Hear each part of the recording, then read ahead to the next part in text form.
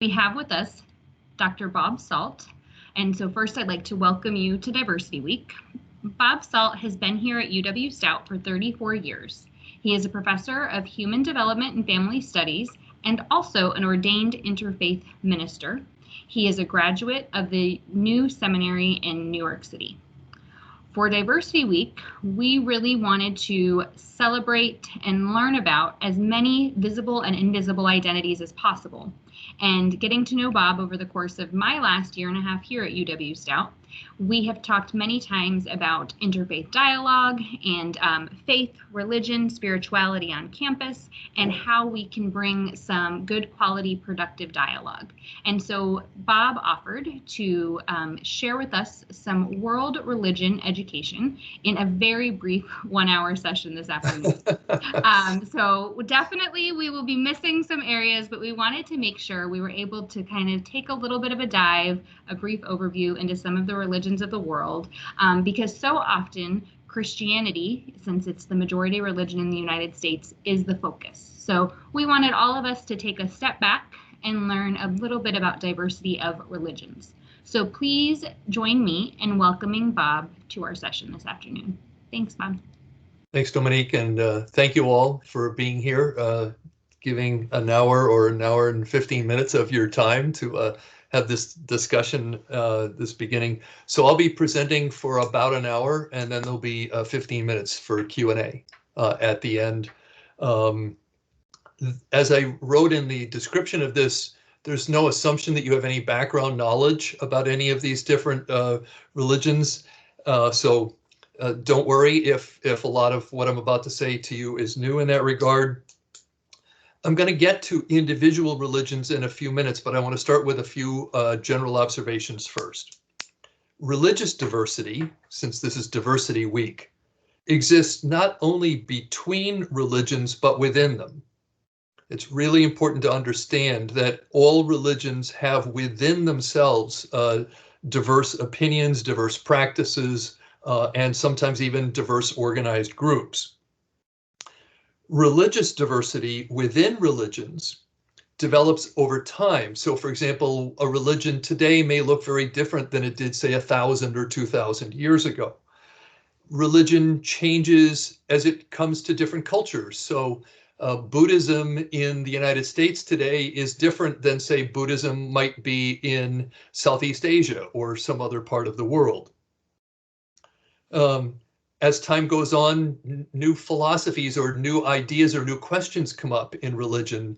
And so, for example, in Buddhism, there's a shift 500 years into Buddhism where it used to just be that there was one form of Buddhism, and then you went from what came to be called Theravadan Buddhism, and then they developed Mahayana Buddhism, which I'll talk more about later on if those terms are not familiar to you.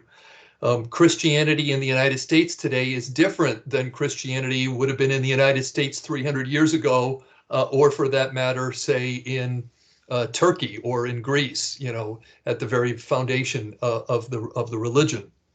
So it's really important to understand that you need to be very careful in life when you make generalizations about religion in general, or even about a particular religion, because there are many, many variations within each religion. And so what may or may not be true for some group of, say, Christians or Jews or Muslims may or may not be true for others, even within that same tradition. Now, an implication of what I'm saying here is, of course, for me in an hour to give you a bit of an overview of some of these religious traditions means that I'm going to have to provide some simple conclusions as to which things to tell you about, which may or may not be true for other groups within that particular tradition. I was reading Harvard has a program you can do for free. In fact, there's 7 different classes on understanding religions through their sacred scriptures. I was going through this 2 or 3 years ago. It's the edX program that they have at Harvard. And when I was taking the class on Buddhism, they said that there's not a single text in Buddhism that's considered canon or canonical for all Buddhists. And that was such a fascinating thing to think about, that there's not a single teaching in Buddhism that all Buddhists think of as central to their particular understanding of the religion. And so that's the kind of diversity that I'm talking about. So if I talk about some concept in Hinduism or Buddhism, obviously take it with a grain of salt, no pun intended, since salt is my last name here.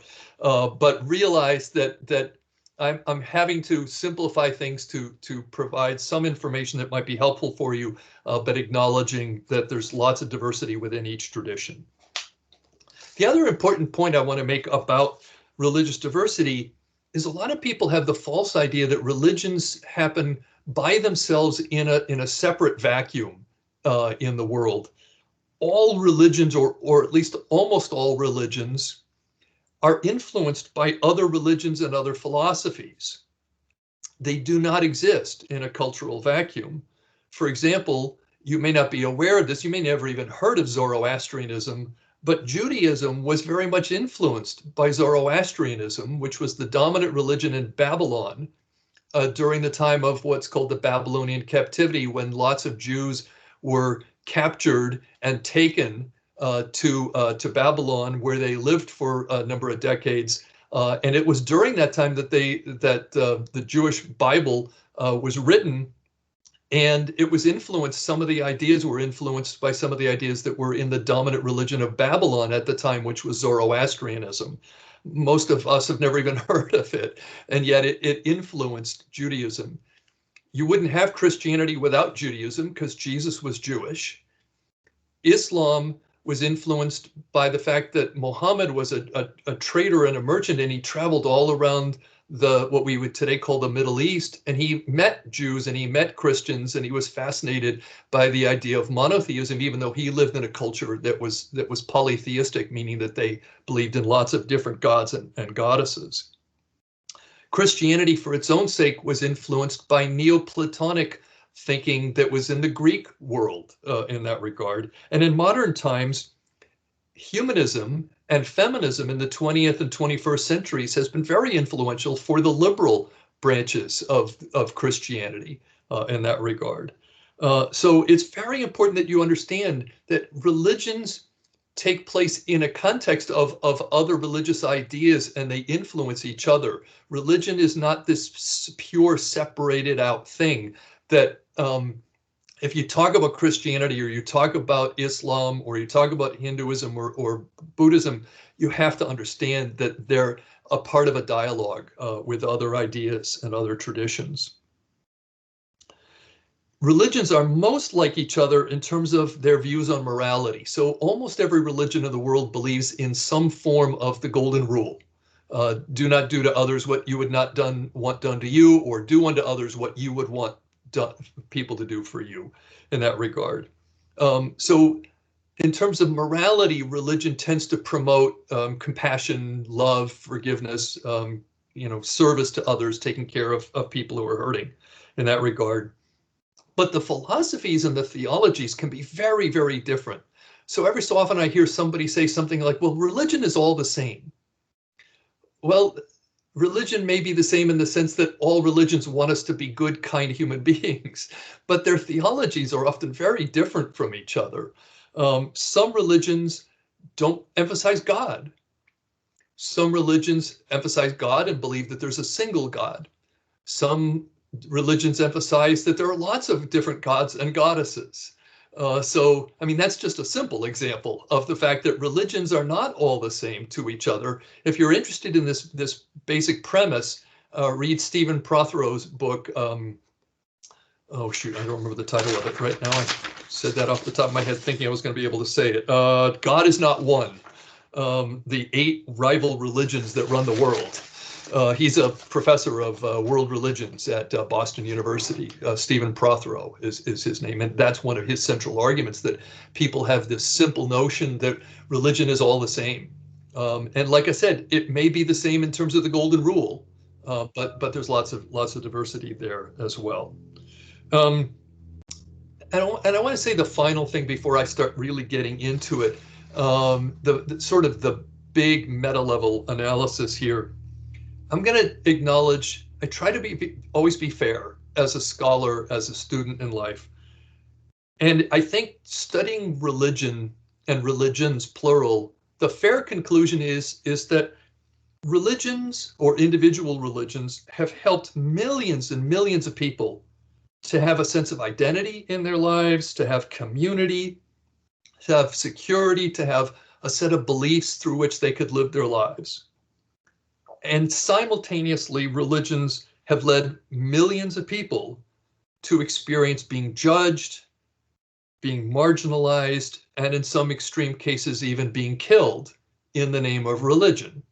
And so I don't think of religion as sort of an either or thing in terms of good and bad. I think that religion influences the world in very positive ways and yet sometimes also in negative ways.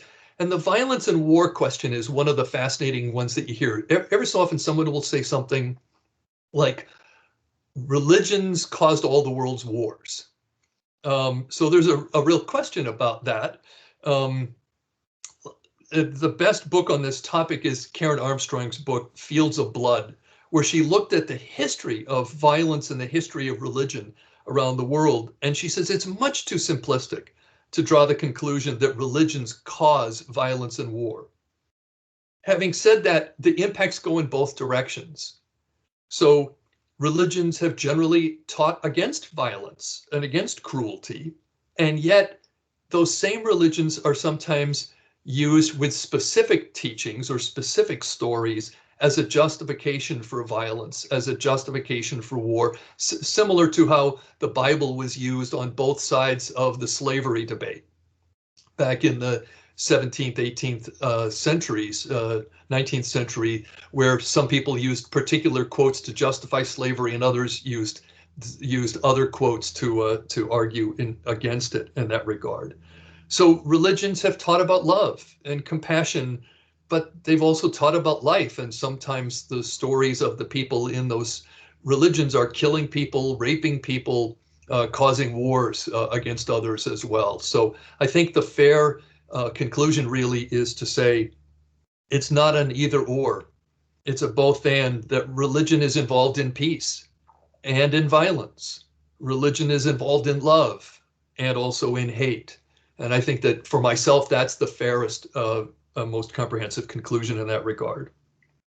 Okay, so let's go back in time and way, way, way, way back. Most human beings in the history of life on this planet as Homo sapiens, most have seen the world and understood themselves and their lives through a religious or spiritual lens. We have historical or archaeological evidence that dead people in many cultures were being buried as far back as 130,000 to 300,000 years ago. That's about the origins of Homo sapiens here on the earth. There is evidence for shamanic practices that go back 50 to 100,000 years. So when we talk about modern history, we've only had writing in most cultures for around 3,000 years. And some cultures, it's even more recent than that. I'm talking 50, 70, 100,000 years ago, there were practices in different cultures that we today might put into the general category of shamanism. There's religious cave art that you may be familiar with that goes back at least 40,000 years in places like Spain and France and a number of other places around the world. There are little figures that are sometimes referred to as Venus figures, even though they're not supposed to be about the goddess Venus. And they've been carbon dated to 25 to 50,000, 25 to 30,000 years ago. So imagine 25, 28,000 years ago, there were people who were using these little sacred objects of a large rounded female figure as a way of connecting to what they perceive to be some sort of personification or idol, which represents to them some form of a goddess or perhaps Mother Earth in that regard. The earliest actual space that we have where there's evidence of religious activity taking place in terms of what we would think in modern terms of what's a religion goes back in Turkey, a place called Göbekli Tepe. Not an easy thing to say. It's about 11,000 years ago, and they've been archaeologists have been at that site over the last few years. And they have these images that are these really tall stones that have kind of carvings in the side that look like they are somewhat human, but also supposed to represent some sort of a god. And again, that's 11,000 years old. Newgrange is a burial tomb in Ireland. I've been there a couple times with students from Stout, and that was built over 5,000 years ago. Stonehenge in England is also over 5,000 years old. The oldest pyramid is about 4,600 years old in Egypt. There are these stone circles all around the British Isles and across Europe and in other parts of the world as well. There's some in Scotland that I've seen called the Clava Cairns, which are about 4,500 years old, so 2,500 BCE. Folk religion in China goes back at least 4,000 to 5,000 years. So in early times, even before we think of in terms of history, before there was even writing, there have been religious practices or religious sites of sorts that were created where people spent years and decades building these places that were sacred to them, for healing, for honoring the stars, for honoring the seasons, or as places for ritual burial in that regard. Okay, so I want to talk a little bit about different religions. And the first thing I want to start with, I want to be historical here. So we're going to go to what's the earliest? And the earliest cultures that have what we would today call religion are the various indigenous cultures around the world. These cultures go back tens of thousands of years to early hunter-gatherer tribes. And while every individual culture has its own personal stories and its own unique landscapes that they think of as sacred, there's a general concept in most indigenous cultures that scholars call animism, which is the belief that everything that exists has a spirit in it, has a consciousness in it. That all life, a river, a mountain, trees, birds, animals, all human beings have a spirit. That there's a spirit in nature in that regard. There's a debate among scholars, is it one enlivening spirit that exists in all things, or does every individual item, every tree, or every rock, or every planet, or every river have its own particular personality, its own particular consciousness and spirit? I've traveled and spent time with healers in Peru, in Kenya. I had a sabbatical where I got to study 19 indigenous cultures. And it seems to me, from what I've learned, is that each particular rock, each hill, each mountain had its own consciousness in that regard, its own particular personality. When you take a group of people who've lived in a particular place of land for thousands of years, like Dominique was describing earlier, the peoples who lived here in this space in the centuries before Western Europeans arrived, those folks, it wasn't just that they liked the land that they lived on, it was sacred to them. Every particular space had a particular consciousness to them in that regard. Indigenous cultures were the earliest cultures to develop polytheism, the idea that there are many gods and goddesses. Some experienced what we might today call ancestor worship, although worship is a debated term in religious circles. There's an emphasis on living life in balance. When I was in Peru working with the shamans, which they don't call themselves shamans, by the way, that's a generic term. They call themselves Alto Masayocs, and they live way up high, 17,000 feet of altitude in the Andes Mountains. And when I spent time with them, when you were given food or drink, you would immediately put a little food and a little bit of your liquid onto the earth, which they call Pachamama, as a way of honoring that everything we have comes from the earth. And so we want to honor that in that regard. And you see that across many, if not most, indigenous cultures around the world. Another common belief in these cultures is that all of life are siblings to each other. that human beings aren't better than the rest of the world. We're not superior. We're just part of the great web of creation.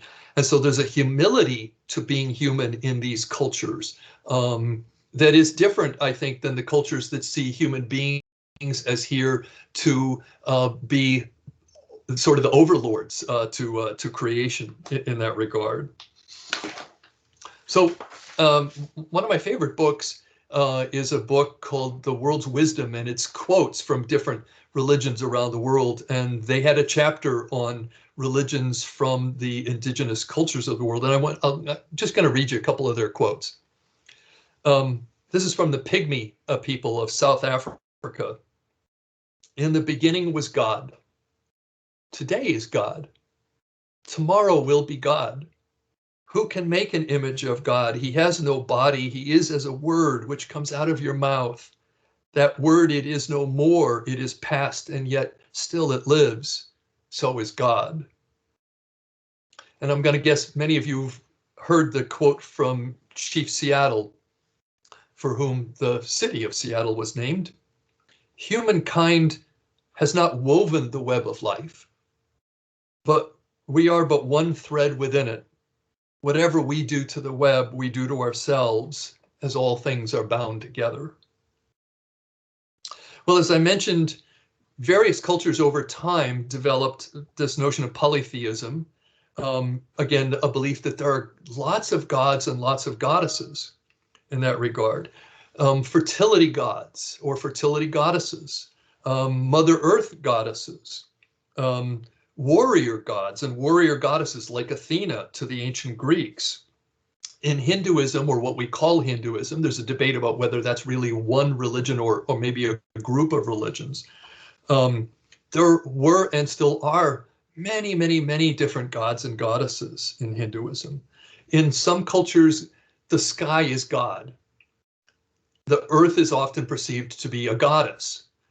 A few cultures, it's the other way around, where the earth is a god and the sky is a goddess. But it mostly seems to be some sort of it, and I'm not sure of why of the commonality there. The sun is often a god for many of the indigenous and ancient cultures of the world. And then there's some gods and goddesses which blend human and animal characteristics. You see this with some of the gods of ancient Egypt, for example, like Horus. Now, okay, so we're going back in time, and so we've got polytheism. So we've got lots of gods and goddesses, and eventually there's a practice or a belief that came about that modern scholars called henotheism, which you probably never heard of unless you're a really intense religious study scholar. Henotheism is the belief that many cultures used to have, that there was a dominant god that created everything, but there's other gods and goddesses in addition to that god. That is what happened with early Judaism. The Jewish people, or Hebrew as they were known at the time, believed in different gods and goddesses. But they also came to believe that there was only one true God, which is why you have a story in the Hebrew Bible about God being a jealous God, because there are other gods and goddesses. If there was only one God and you always only believed in one God, that idea wouldn't make any sense. But because people worship many different gods, but one particular one was most powerful, eventually that one usually came to be the dominant religion god in what came to be called monotheism, which is a belief that there's only one God in that regard. Okay, so I've mentioned what sometimes is called Hinduism. Another term for that is Sanatana Dharma, and meaning sort of eternal teaching or eternal truth.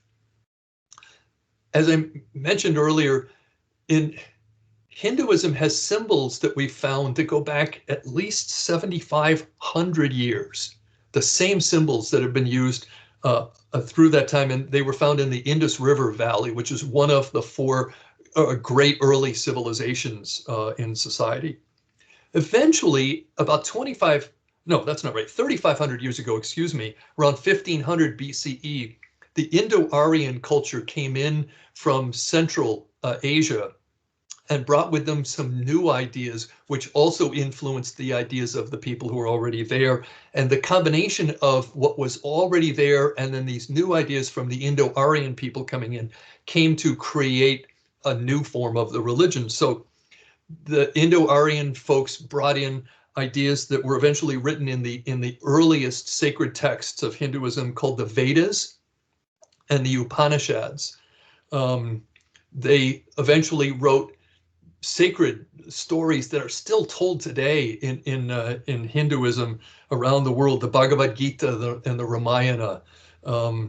The Bhagavad Gita, which I read about for the first time a little over 20 years ago, really changed my life. It was such a profound teaching. I was fascinated by it. So you probably know that people we call Hindus believe in lots of gods and goddesses, and yet there's also a belief that Hinduism is monotheistic, meaning that there's only one true God. And the idea is, in Hinduism, is that the source of life, there's a lot of different names in history, but Brahman is one of the most common. The source of life, what you might call God in English, exists in everything. So everything that exists is a manifestation of God, including the different gods and goddesses.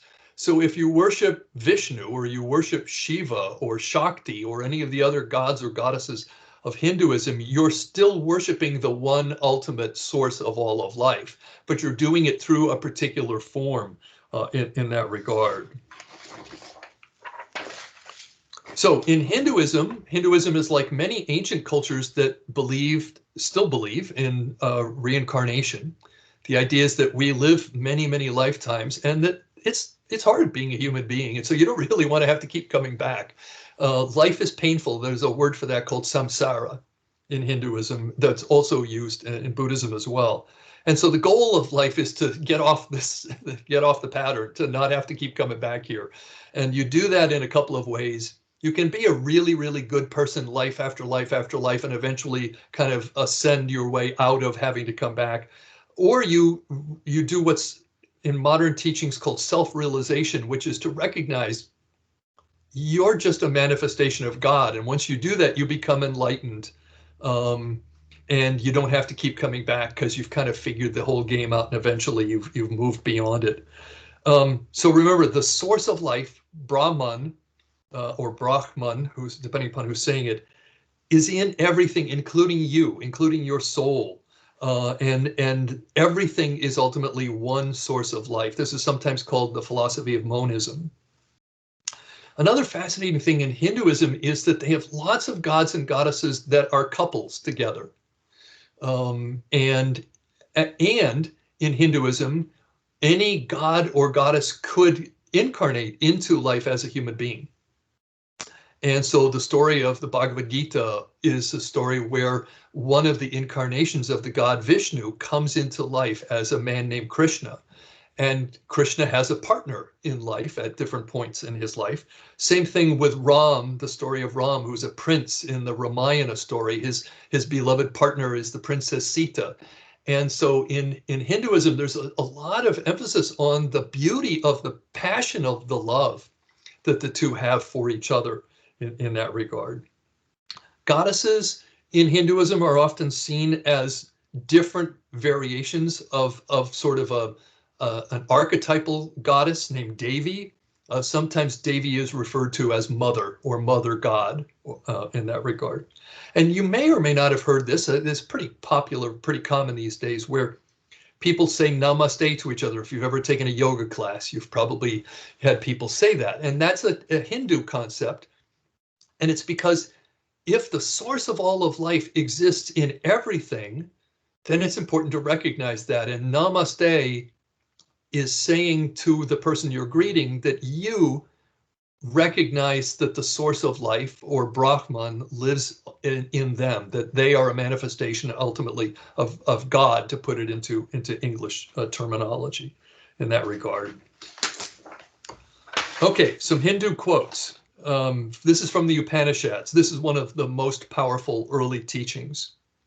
An invisible and subtle essence is the spirit of the whole universe. That is reality. That is Atman, which is kind of like the personal soul. Thou art that. Every one of us is a manifestation of that invisible, subtle essence that is the spirit of the universe. In the Bhagavad Gita, Krishna, who's an incarnation of Vishnu, says to the prince who's involved in battle, he says, there was never a time you did not exist. He's telling him not to be afraid of being in battle ultimately, because death is just a temporary thing, and we come into one life and we come back over and over and over again. And another one of my favorite teachings in Hinduism is this quote, who sees all beings in their own self and their own self in all beings loses fear. Think about how we step up and are allies to each other in the different things that we do to support each other throughout life. If it's because we can see the ultimate humanity, if you're a more secular person, or the ultimate divinity, if you're if you have more of a Hindu kind of a notion of life, that you see the sacredness, the divinity within each other person. Buddhism develops out of Hinduism. The Buddha was a prince, Siddhartha Gautama, from the Shakyamuni tribe in Nepal. He eventually travels down into India. He goes to many different teachers to learn spiritual practices, and then finally sits under a tree in a place called Bodh Gaya. And he makes a vow, I'm not going to leave this place until I finally figured out why there is suffering in the world. And he sits and he sits and he sits and he sees the world and his own past lives passing through his mind. And eventually he, according to Buddhist belief, he becomes fully enlightened. He understands everything that happens on earth and why it happens and how we can overcome our suffering. This is in about the 500s BCE in that regard. There is a tree, by the way, in the same place. Buddhists from around the world go to Bodh Gaya still to this very day, by the thousands. I mean, the place is packed. I took a group of students there once myself about a decade ago. When the Buddha was enlightened, afterwards, he started teaching people what he learned about enlightenment. And the simplest teaching was the first one, which is called the Four Noble Truths. And the idea is that we all suffer. That's the first truth. The second truth is that there's a reason why we suffer, and it's a combination of our ignorance about the true nature of life, the fact that it's fleeting, that everything that happens is interdependent on everything else that's happening, and also because of our selfishness, our craving to want to have good things for ourselves, which ultimately means we compete with the rest of the world and we cause harm to other people because of our own greed. But there's good news. There's the third noble truth in Buddhism, which is nirvana. Nirvana is we can overcome suffering. We can live a life without suffering because we can learn how to overcome ignorance and greed and selfishness and craving. And the way you do that is through the fourth noble truth, which is 8 different spiritual practices called the Eightfold Path. And you do these practices over time and you develop your capacity for wisdom, for compassion, for overcoming your own selfishness and your own greed. There's the 3 jewels of Buddhism: the Buddha, the Dharma or Dhamma, depending upon the language, which means the teaching, and then the Sangha, which is the community of fellow Buddhists around the world. The Buddha did something unique in the world's religion. He would get asked questions. It's like, if you're an enlightened being, are you a god, or, what do you know about the nature of life? And when he was asked deeply metaphysical or spiritual questions, he would often do what they called the noble silence, which is to say, I don't know. I'm only here to speak about human suffering and how to overcome it. And people would ask him, are you a god? And he'd say, no, I'm awake, meaning I'm just a person who has awakened from the sleep, from the dream. Now, as I said earlier, there's no single text that's canonical for all Buddhists. The early Buddhism we now would refer to as the Way of the Elders, or Theravadan Buddhism, which is still very popular in Southeast Asia. As I mentioned earlier, Mahayana Buddhism eventually developed about 500 years later, and eventually it moves north into China, and it blends with Taoism and develops into Chan and into Pure Land Buddhism. And then that also moves to Japan, and in Japan you get Zen, which is a term you've probably heard of, In the West these days, Buddhism has become a very popular philosophy because a lot of people can say, well, the Buddha wasn't focused on it as a religion. I know religious people who are Christians or Jewish who are very fascinated by Buddhist practices and Buddhist philosophy as well, because they want to overcome their own suffering. They want to overcome the suffering of other people as well. So here's some quotes from Buddhism. Be your own lamps, be your own refuges. In safety and in bliss, may all creatures be of a blissful heart. And here's one that's an example of something that developed in what's called Pure Land Buddhism, where the Buddha became a deity. In fact, there are lots of different forms of Buddha in that regard, and other deities as well in places like China and elsewhere. In the Lotus Sutra teachings, I, the Buddha, refresh the entire world, more like a god, more like a deity, like a cloud which releases its rain evenly for all. And Zen is really complicated and hard to describe for people, especially in the short amount of time that I have for this presentation. But one of the ideas in Zen is that we all basically have within us the ability to be enlightened. We just don't really understand it. And we usually don't understand the world because we try to make it appear linear and orderly and logical when it's not. That it's filled with paradox and confusion and complexity. And so a practice developed in Buddhism, in Zen in particular, called a koan, K-O-A-N. And a koan is a riddle that you're asked by your teacher. And it does not have a logical linear answer to it. And just as an example, what is the sound of one hand clapping? That's a famous Zen koan in that regard. All right, and we're going to go back a little bit in time. The reason I did Buddhism is because it's influenced very much by Hinduism. But before Buddhism developed in the world, Judaism, which I had mentioned earlier, happens. Judaism started somewhere around 3,000 years ago, maybe 3,200 years ago, depending upon, well, if you go way back to Abraham, it may be even as far as almost 4,000 years ago. Remember what I said earlier, though. The Hebrew people worshiped different gods and goddesses until ultimately they came to reject all of that and to believe that there was only one true God. The teachings eventually were all written down into a Bible that is referred to in Hebrew as Tanakh, T-N-K, which are 3 different sections of the Bible, the most well-known being the word Torah, which is the first five books of the Jewish Bible in that regard. In modern terms, though, there's lots of variation within Judaism. There's Orthodox Jews and Hasidic Jews. There's conservative Jews, Reform Jews, Reconstructionist Jews. There's lots of different groups. And of course, Judaism was different in, say, Western Europe than it was in Eastern Europe. And so you get different stories and different traditions and even different ways of speaking in that regard. Judaism is a smaller religion in the world today. It's not one of the 5 largest, but it's been very profound in the fact that one is it still exists, but it also eventually led to the development of Christianity and Islam because both religions came to be influenced by Jewish thinking. So in the book of Genesis, it says, and God created humankind in God's own image, and it was very good. So life is a blessing, a mitzvah, a blessing from God.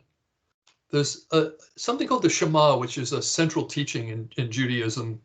I'm not going to read it in Hebrew, but in English it says, listen, Israel, the Lord our God, the Lord is one. So this idea of monotheism, there's one ultimate God.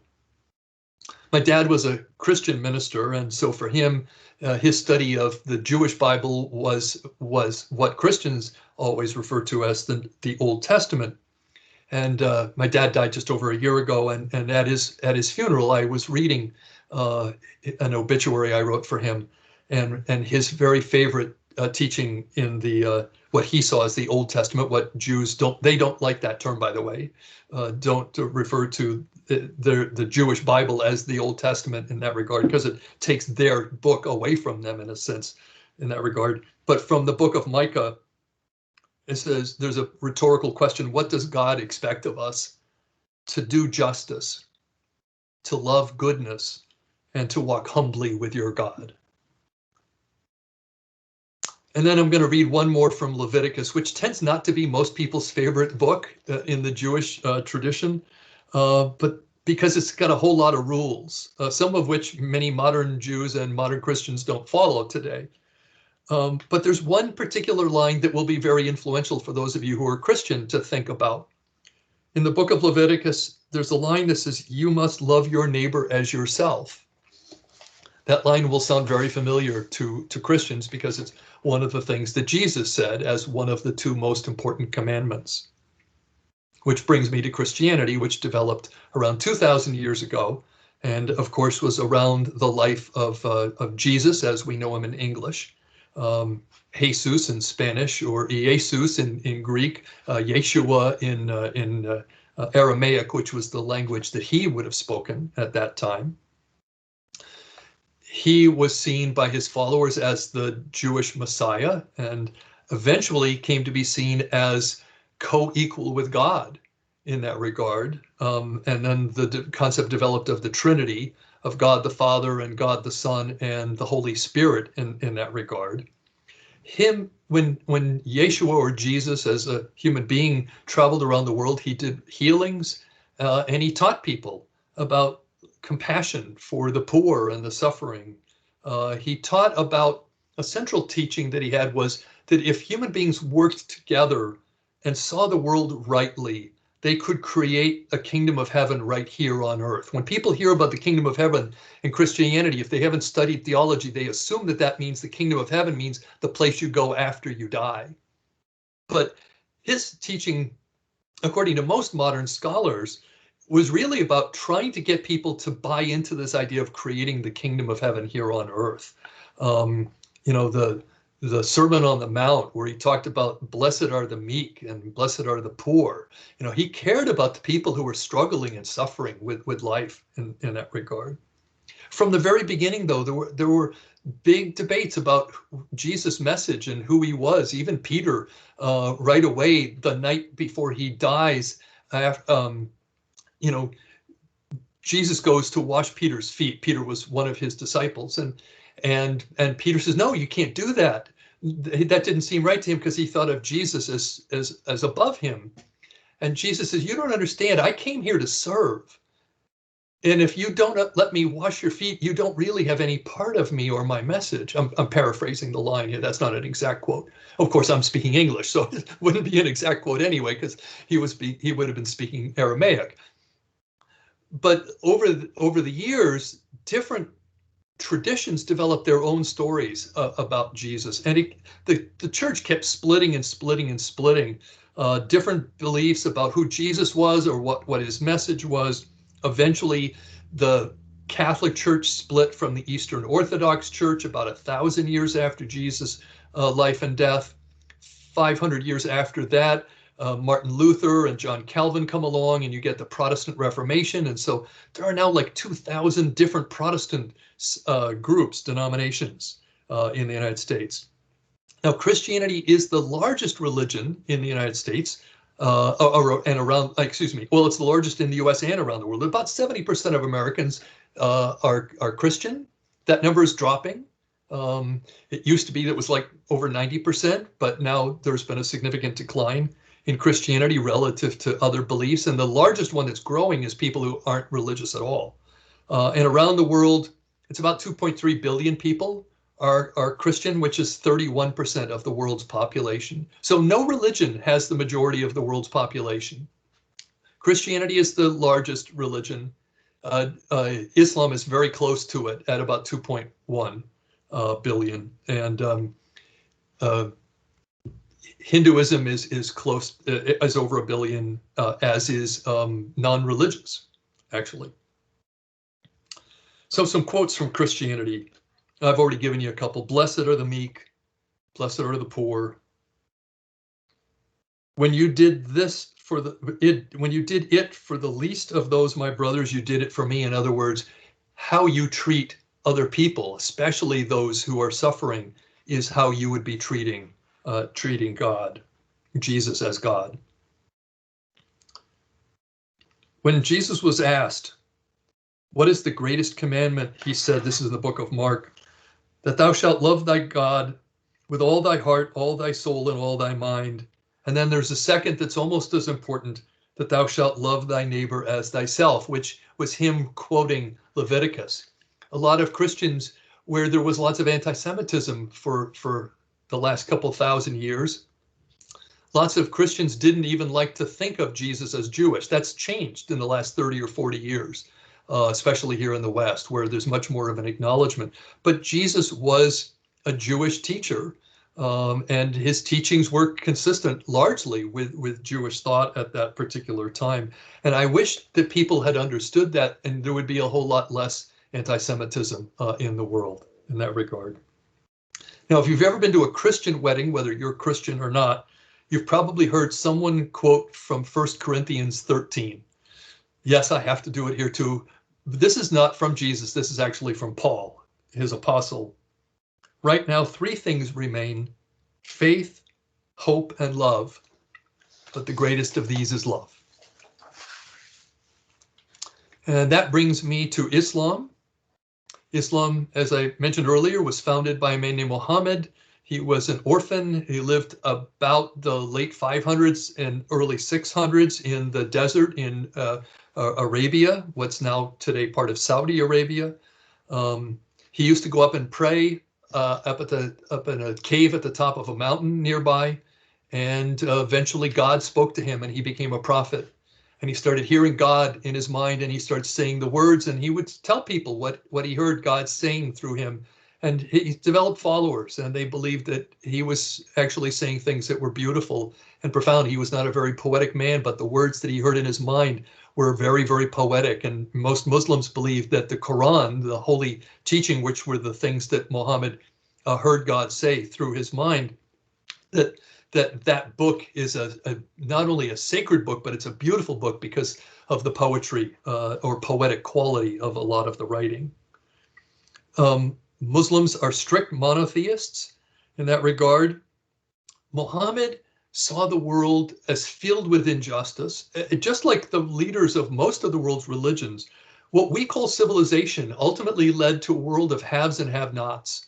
And the world's leaders saw the problems for the poor and the suffering, the widows and the orphans and things like that.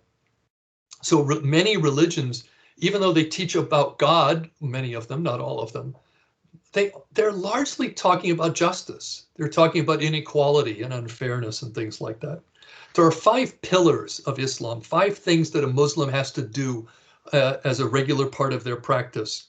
There's a sacred teaching called the Shahada, which I'll say in a couple of minutes when I get to quotes. There's the Salat, that's the prayers that a Muslim does it 5 times a day at specific organized times. There's the Hajj, that's the pilgrimage. You have to go to Mecca once in your life, if you can afford it and you have the health to do so, and go on pilgrimage at a particular time of the year with other beings on pilgrimage. There's a fasting during the month called Ramadan from sunup to sundown. If you're healthy enough, you're supposed to not eat any water, drink any water, or eat any food from sunup to sundown all day. And then zakat, or charity, and you donate 1/40 of your wealth every year to help provide for the poor. There's a tremendous variation within Islam as well. You're probably familiar with the Sunnis and the Shias and the conflict and split between them.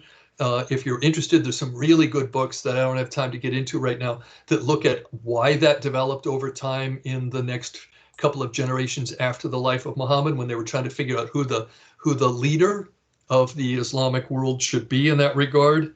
But even within Sunniism and within Shia, there are variations there too. There are subgroups within those larger groups as well.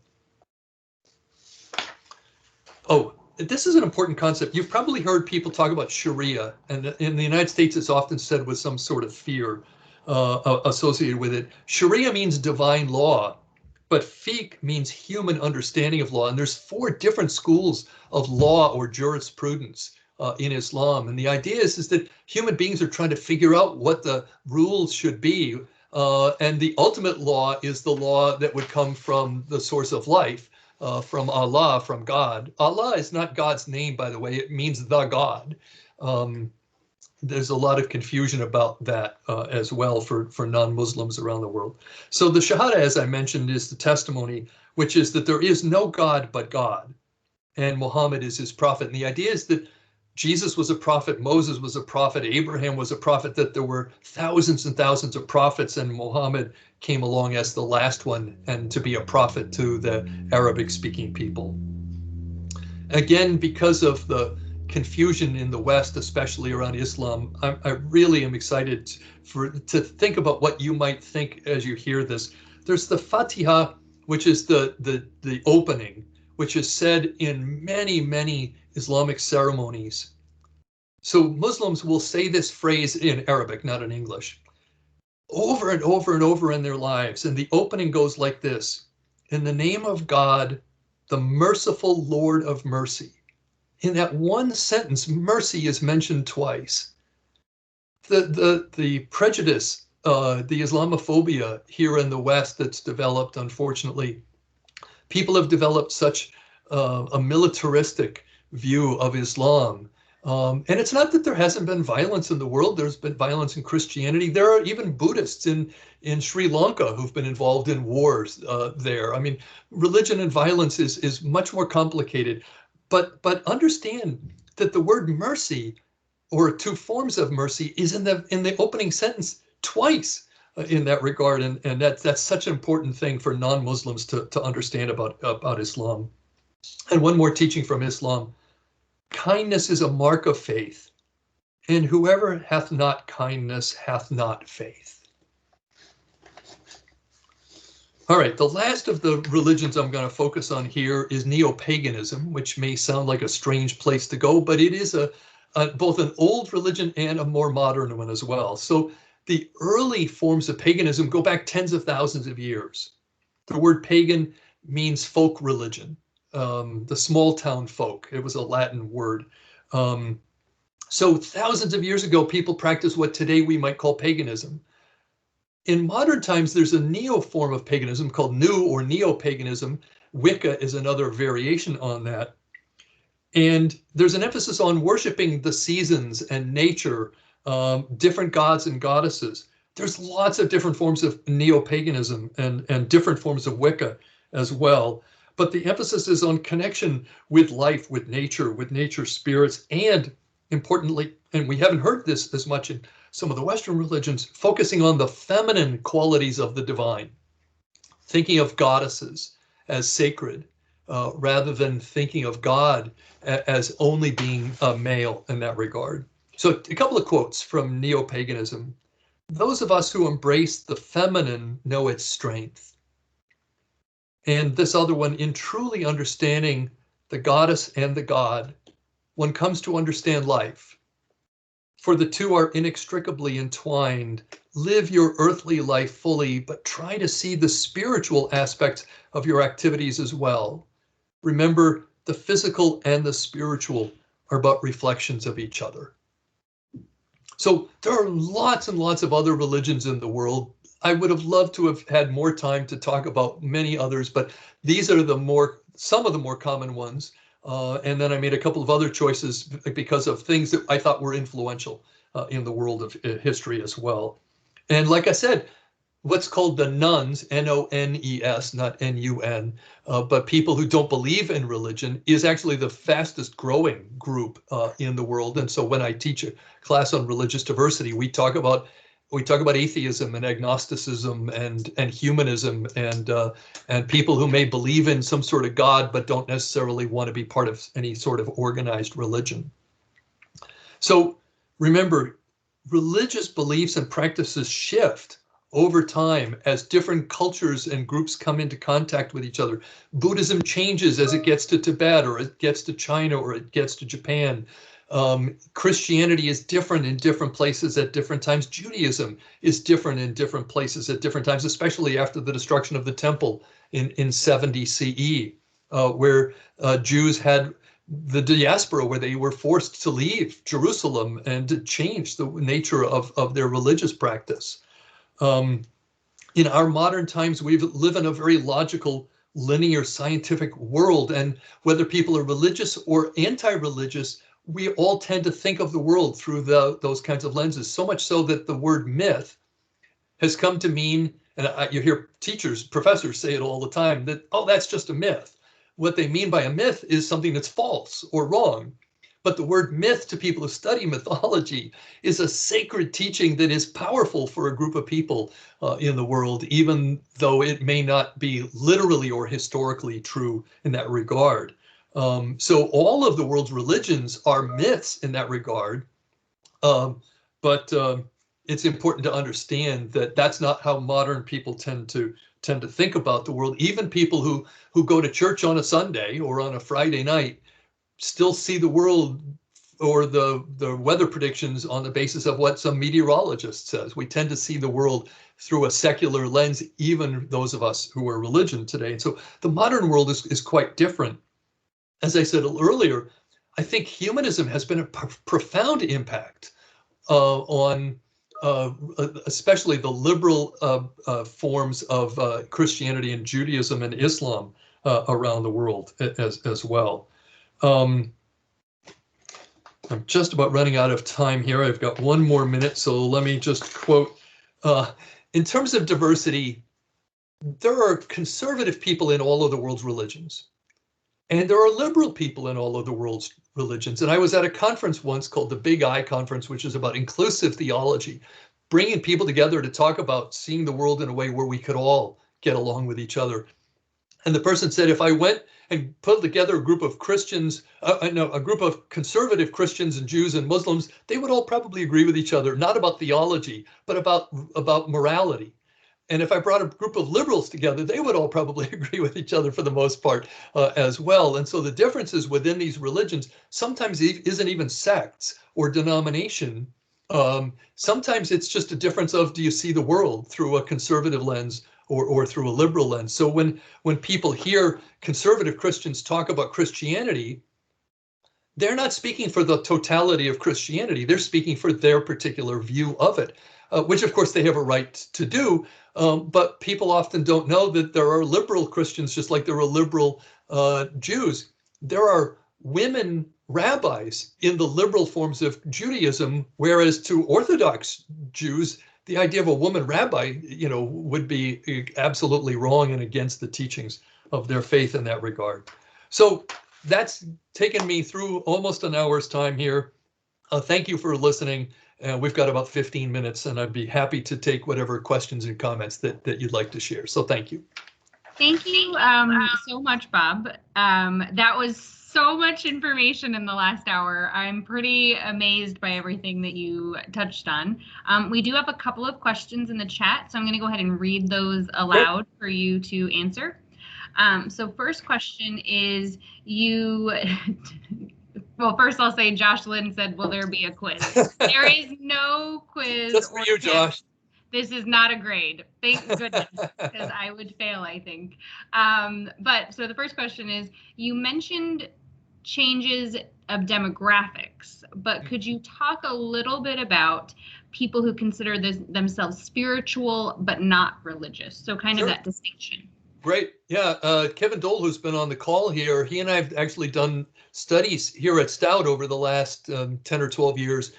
And when you look at the numbers of students at Stout, just like in the broader society, there are a growing number of people who are interested in spirituality and may believe in some sort of spiritual elements to life. Maybe they believe in reincarnation, or they believe in life after death in heaven, or some sort of a God or something like that. But they don't think of it in terms of a specific text, a specific book, a particular belief system.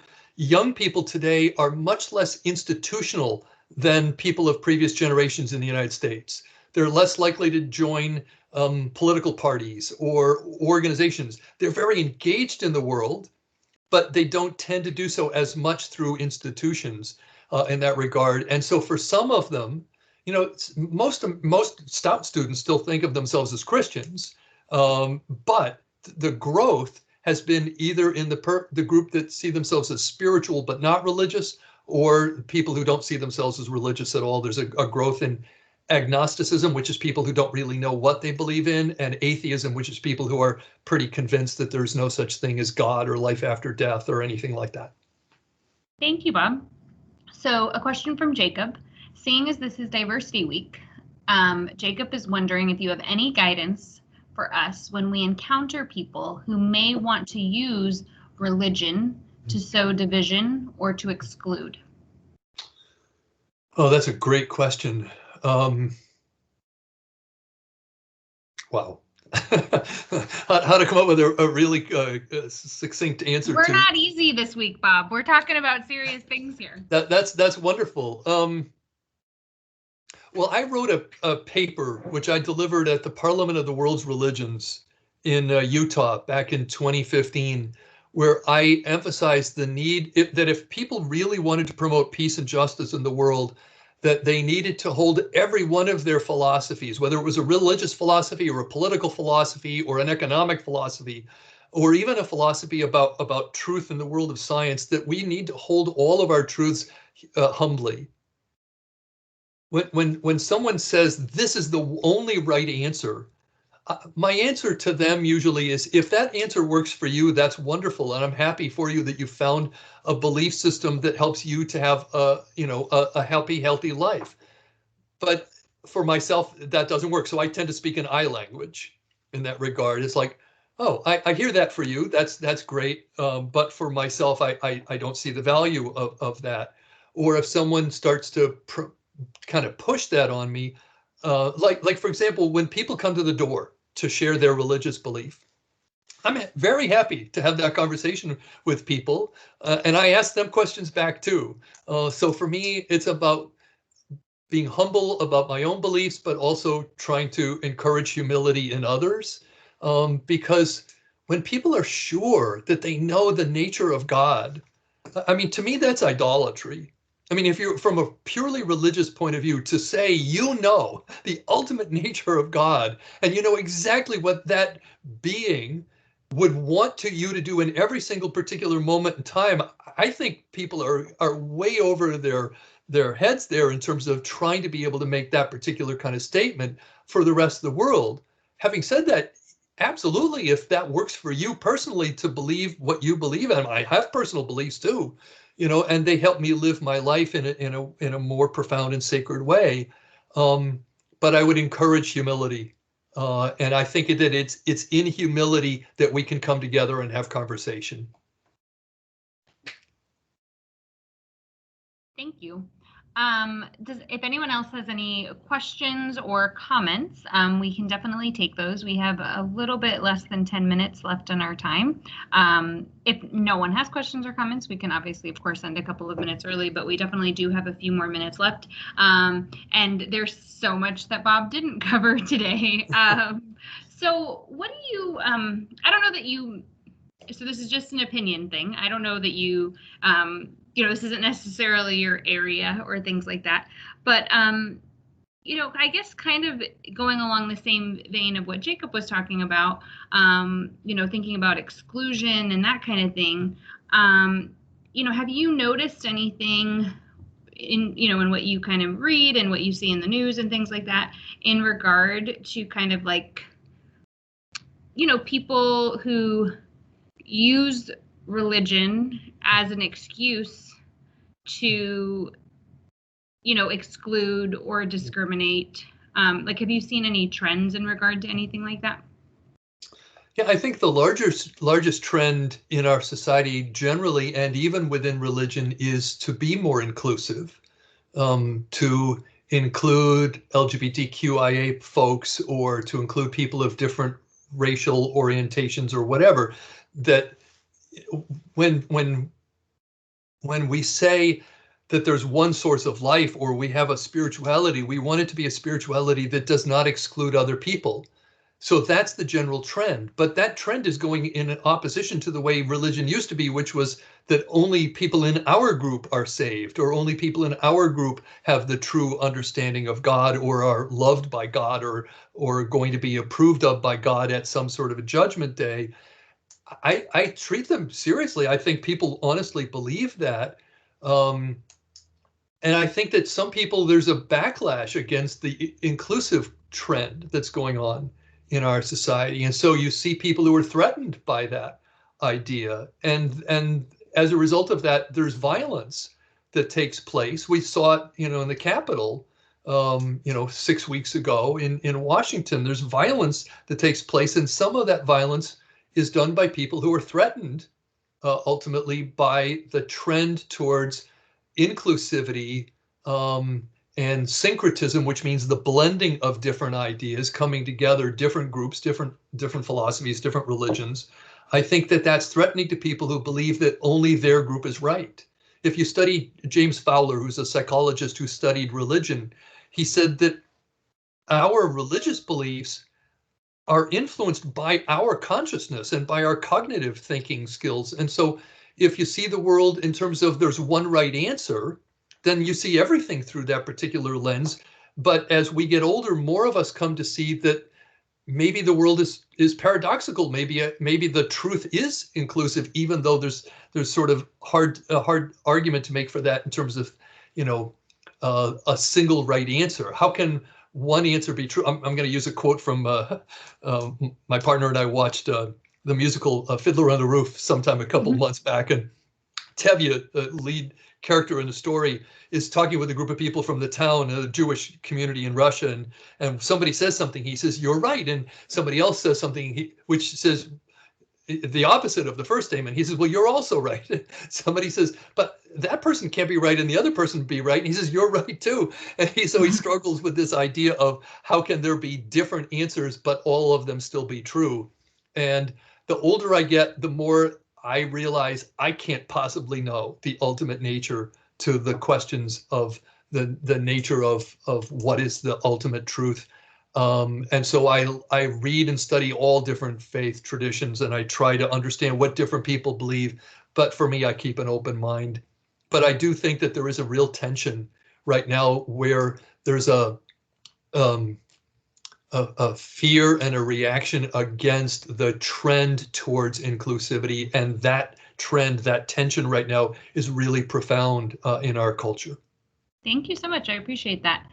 We do have another question. Bethany says that they read an article recently about a group of researchers who are studying whether there is a genetic predisposition to religious belief. Mm-hmm. Some have referred to it as the God gene.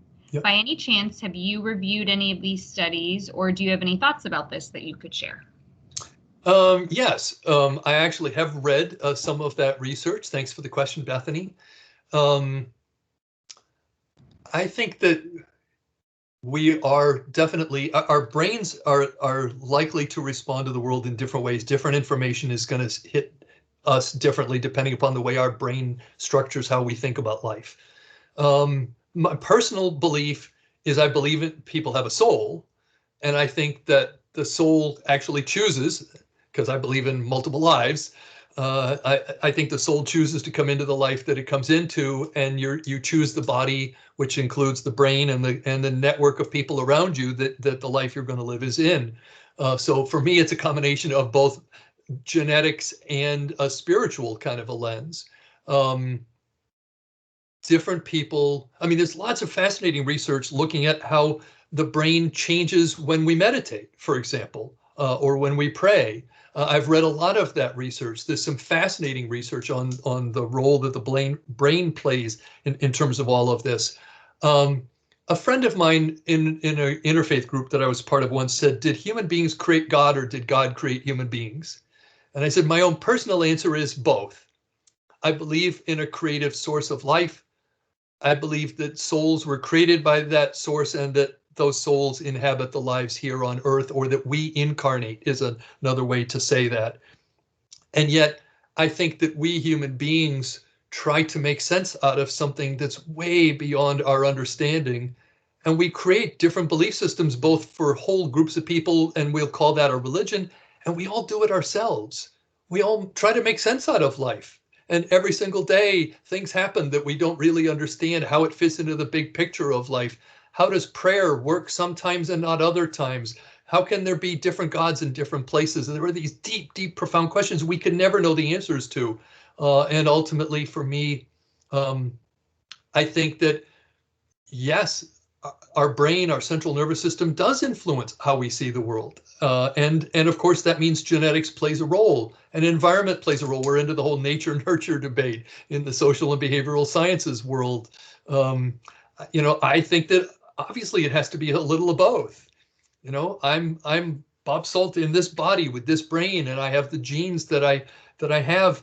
I also personally believe I have a soul that's in this body that's also experiencing life. And when the two are congruent with each other, then I tend to be my best self. And sometimes when I'm tired or my blood sugar level is low, my body actually ultimately keeps me from maybe being the best loving, kind person I can try to be. Thank you so much. And I appreciate you being open with us and sharing some of your personal thoughts and some of your personal beliefs with us today. Since we just are in our last minute here, and we have to be very aware of time because we actually have our next Diversity Week event in just 15 more minutes. So to be very aware of time, but I just want to say thank you so much, Bob, for spending this last hour and 15 minutes with us today and giving us this incredibly brief history of religion, and so that way we could get some better understanding and gain some of your perspectives to help us educate ourselves. So thank you very much for sharing with us today. Everyone that attended, I very much appreciate your time, your patience, listening with an open mind to some new perspectives and to some ideas, maybe learning some things you didn't hear before. And I encourage you, as we continue with Diversity Week, to please join us as we have a couple of more events. We have a Black History Month event that starts at 5:30. We have a queer transgender person of color session that begins at 7 o'clock this evening. And then we have one more cultural storytime activity tomorrow afternoon. So please continue to join us for Diversity Week as we continue to educate ourselves and celebrate invisible and visible identities. Thank you again, everyone. And Bob and I can hang out for just another minute if anyone